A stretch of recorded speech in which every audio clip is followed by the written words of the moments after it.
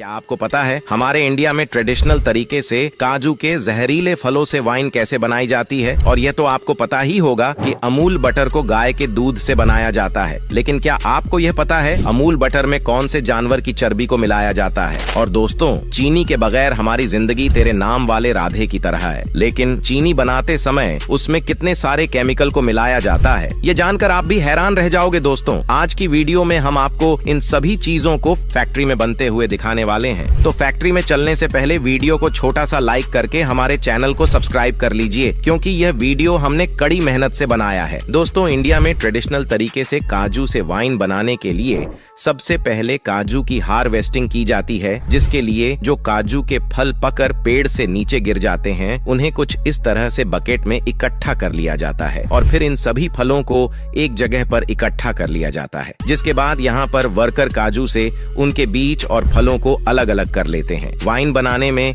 काजू का कोई काम नहीं होता है, इसलिए काजू के बीज को ये लोग फैक्ट्रियों में सप्लाई कर देते हैं। तो अगले प्रोसेस में इन फलों में से जूस निकालने का काम किया जाएगा और ये काम सबसे मेहनत भरा होता है, क्योंकि ये लोग पैरों से ही इन फलों को कुचलकर उसका जूस निकालते हैं। जूस निकालने के लिए जिस जूते का यूज किया जाता है उसका सोल लकड़ी का बना होता है, जिससे जूस थोड़ा आसानी से निकल जाता है और इनका जो जूस निकलता है वह छेद के जरिए एक जगह पर स्टोर होता रहता है। पूरे दिन भर के कड़ी मेहनत के बाद इन फलों में से जूस निकल चुका है, लेकिन अभी सारा जूस नहीं निकला है। इन फलों में से इसका सारा जूस निकालने के लिए इसे एक जगह अच्छी तरह जमा कर दिया जाता है और उसे कसकर रस्सी की मदद से बांध दिया जाता है और इसके ऊपर भारी भरकम पत्थरों को कुछ इस तरह से लकड़ी के सहारे टिका लेते हैं और इसे ऐसे ही रात भर के लिए छोड़ देते हैं, ताकि इन फलों में से उसका आखिरी बूंद तक निकल जाए। तो रात भर से इसका सारा रस निकल चुका है, लेकिन अब आपके मन में यह सवाल जरूर आया होगा कि जूस निकालने के लिए इतनी मेहनत क्यों? ये लोग मशीन से भी बड़ी आसानी से रस निकाल सकते हैं। तो इसका जवाब इन्हीं से सुनिए।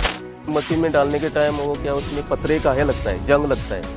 वो जंग लगे ना, उसका ये स्माइल पतरे का उसमें दारू में इसमें रस में मिलता है और इसमें हम लोग पाव में क्या आता है वो फ्रेश आता है। तो इसके बाद इस जूस को छाना जाता है और फिर फर्मेंटेशन प्रोसेस के लिए 3 से 4 दिनों तक एक ड्रम में स्टोर कर दिया जाता है। अब इनफॉर्मेंट जूस को बाहर निकालकर बड़े से तांबे के ड्रम में डाल दिया जाता है और इस ड्रम के ऊपर एक मिट्टी का बर्तन ढक दिया जाता है और उसे गीली मिट्टी से ऐसे सील कर दिया जाता है और इस बर्तन के छेद में एक पाइप भी लगा होता है, इसे भी गीली मिट्टी से सील कर दिया जाता है। तो अब यहाँ पूरे बर्तन को मिट्टी के चूल्हे से गर्म करते हैं। 8 घंटे तक लगातार गर्म करने के बाद जूस से भाप निकलने लगता है और यह भाप पाइप से गुजरते हुए ठंडा होकर लिक्विड में बदल जाता है और दूसरी तरफ से निकलने लगता है, जिसे ड्रम में स्टोर कर लिया जाता है। तो अब आपके सामने तैयार है काजू से बनी शराब। काजू से बनी इस शराब को अब चेक किया जाता है, इसके टेम्परेचर और इसके चाक को चेक किया जाता है। अगर ये सही है फिर तो ठीक है, और अगर नहीं तो फिर से इसे उसी प्रोसेस से गुजारा जाता है, यानी कि फिर से 7-8 घंटे गर्म किया जाएगा। तो काजू से बनी शराब अब पूरी तरह से बनकर तैयार है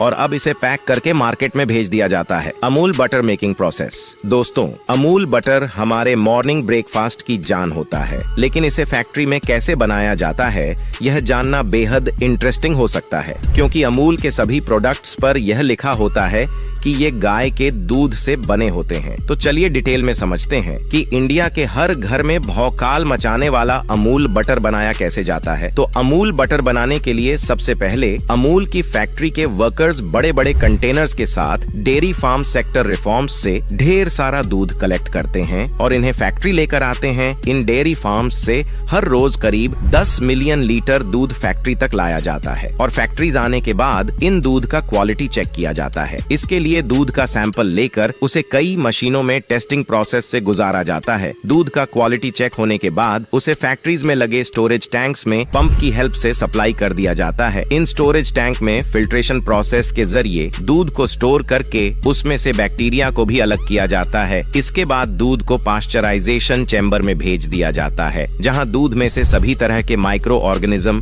जीवाणुओं को नष्ट करने और दूध की शेल्फ लाइफ को बढ़ाने के लिए दूध को 71 डिग्री डिग्री सेल्सियस पर 15 सेकंड के लिए उबाला जाता है। इसके बाद तुरंत ही दूध का टेम्परेचर 3 डिग्री सेल्सियस कर दिया जाता है। इस प्रक्रिया के बाद दूध में से सभी तरह के जीवाणु खुद ही नष्ट हो जाते हैं और अब यह दूध बटर बनने के लिए पूरे तरीके से तैयार हो चुका होता है। दूध को बटर बनाने के लिए इसे सेपरेशन चेंबर में ट्रांसफर किया जाता है। सेपरेशन चेंबर का काम दूध में से क्रीम को अलग करने का होता है। तो इस प्रक्रिया के दौरान दूध को एक बड़े से कंटेनर में रख दिया जाता है और प्रोसेसर के जरिए बहुत तेजी से मशीनों के द्वारा उसे घुमाया जाता है। इस प्रक्रिया में दूध के अंदर से क्रीम और छाछ दोनों अलग हो जाते हैं और जैसा कि आप देख सकते हैं कि प्रोसेसर कंटेनर के अंदर क्रीम ऊपर तैरने लगी है। ऐसा इसीलिए होता है क्योंकि क्रीम का वजन दूध से हल्का होता है। अब इसी प्रोसेसर में तुरंत ही क्रीम को छाछ से अलग कर दिया जाता है और एक बार फिर से इस क्रीम को हीट ट्रीटमेंट के जरिए पॉस्चराइज करने के लिए भेजा जाता है ताकि क्रीम में मौजूद एंटीऑक्सीडेंट सल्फाइड कंपाउंड्स खत्म हो जाएं और क्रीम से बनने वाले मक्खन की शेल्फ लाइफ बढ़ जाए। इसी के साथ इस प्रक्रिया के जरिए क्रीम में मौजूद दूध की स्मेल भी खत्म हो जाती है। अब मैच्योर हुई क्रीम को क्रीम चर्निंग प्रोसेस के लिए 1000 से 1100 RMP की स्पीड पर घुमाया जाता है ताकि क्रीम में से बची हुई छाछ भी अलग हो जाए और बटर मिल सके। क्रीम से बटर निकालने के बाद एक बार फिर से 4 से 5 डिग्री सेल्सियस पर प्रोसेसर में तेजी से 60 से 70 RMP की स्पीड पर घुमाया जाता है ताकि बटर आपस में जुड़ सके। इस प्रक्रिया के बाद बटर बनाने का लास्ट प्रोसेस फॉलो किया जाता है जिसके लिए उसे ब्लेंडर में भेजा जाता है और क्रीम से मिले हुए इस मक्खन के अंदर नमक मिलाया जाता है और उसे सॉफ्ट बनाने के लिए बहुत देर तक गूंथा जाता है ताकि हमें अमूल बटर का नमकीन और क्रीमी टेस्ट मिल सके। तो दोस्तों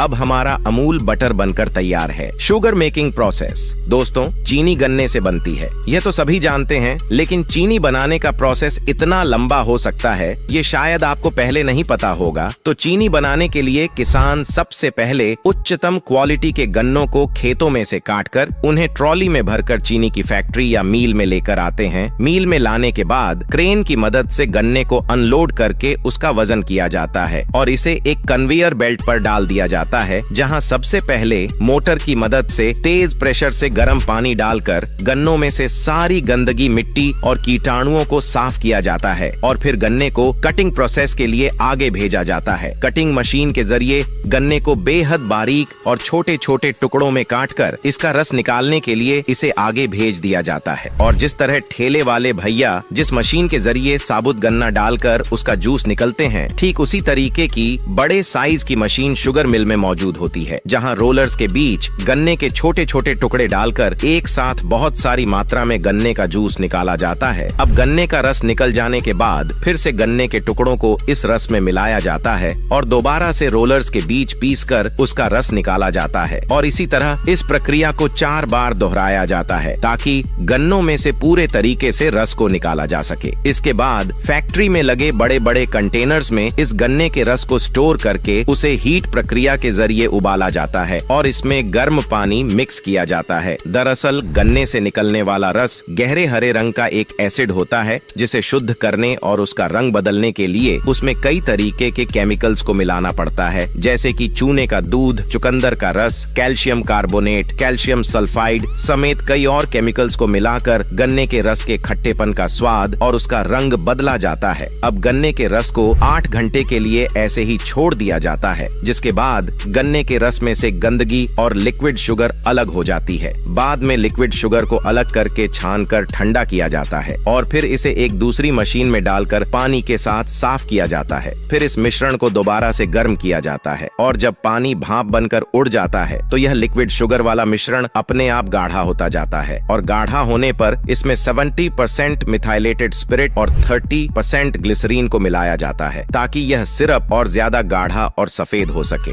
लगातार प्रोसेसर मशीन में चलते हुए इसमें शुगर क्रिस्टल बनने लगते हैं। तब जाकर शुगर को दानेदार ट्रेन जैसी मशीन में डाला जाता है जो चीनी को चौकोर टुकड़ों का आकार देती है। इस प्रक्रिया के बाद आपकी चीनी बनकर तैयार हो जाती है। चीनी तैयार होने के बाद इसे गर्म हवा में सुखाया जाता है और फिर पैकिंग के लिए अलग अलग साइज के कंटेनर्स में भर दिया जाता है जहां शुगर को अलग अलग क्वांटिटी में पैक करके मार्केट में बिकने के लिए भेज दिया जाता है।